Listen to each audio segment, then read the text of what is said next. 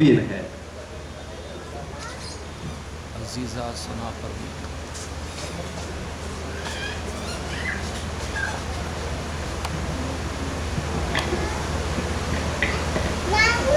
السلام علیکم ورحمۃ اللہ وبرکاتہ۔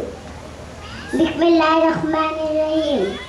اے ملت کے درد رکھنے والوں، مجھے کہنے کی کھلی چھوٹ دو کہ حکومت کی باغ ڈول جس کے ہاتھوں میں ہے، جو پارٹی جمہوریت کی دعوے دار ہے، جو تنظیم یکجہتی کا نعرہ لگا رہی ہے، در حقیقت بابری مسجد شہادت اسی پارٹی کے کارستانی ہے کیا؟ کیا 1949 کے اندر مسجد کے محراب پہ کیا مسجد میں تالا لگوانے کی تاریخ بھلا دی گئی؟ کیا یہ شیلا نیاز کی فرقہ واریت داستان پاری نہ بن گئی؟ کیا یہ مسجد کے 88 بیگھہ زمین بی جے پی کی تحویل میں جانا فراموش ہو گیا اور بالآخر 2 دسمبر بروز اتوار کیسا گھنانا دن بن گیا؟ اللہ اللہ۔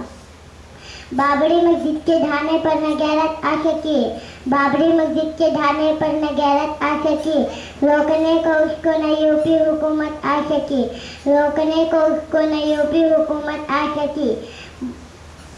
قرض ہے آپ پر ان اکابرین کا جنہوں نے آزادی کی خاطر خون کی ندیاں بہا دی، قرض ہے آپ پر ان ماؤں بہنوں پہ جن کے ساتھ زنا بالجبر کیا گیا، قرض ہے آپ پر ان بھائیوں کا بھارتی درندے کی گولی کھا کر ملتری میں دم توڑ دیا اور جام شہادت نوش کیا گیا، قرض ہے آپ پر ان معصوم بچوں کا جن کو زندہ بھٹی میں جھونک دیا گیا۔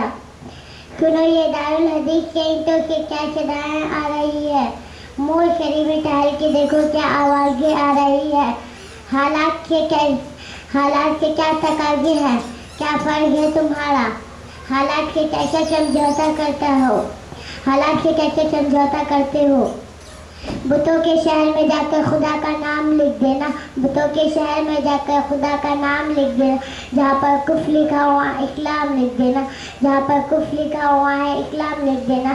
اگر وہ صلح کے پھولوں کو پیروں سے کچل ڈالی، اگر وہ صلح کے پھولوں کو پیروں سے کچل ڈالی تو شاخ گل کی ہر پتی پہ قتل عام لکھ دینا، تو شاخ گل کی ہر پتی پہ قتل عام لکھ دینا۔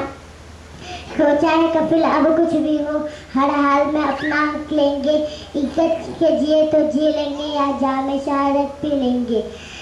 سوچا ہے کفیل اب کچھ بھی ہو ہر حال میں اپنا حق لیں گے، عزت سے جیے تو جی لیں گے یا جام شہادت پی لیں گے۔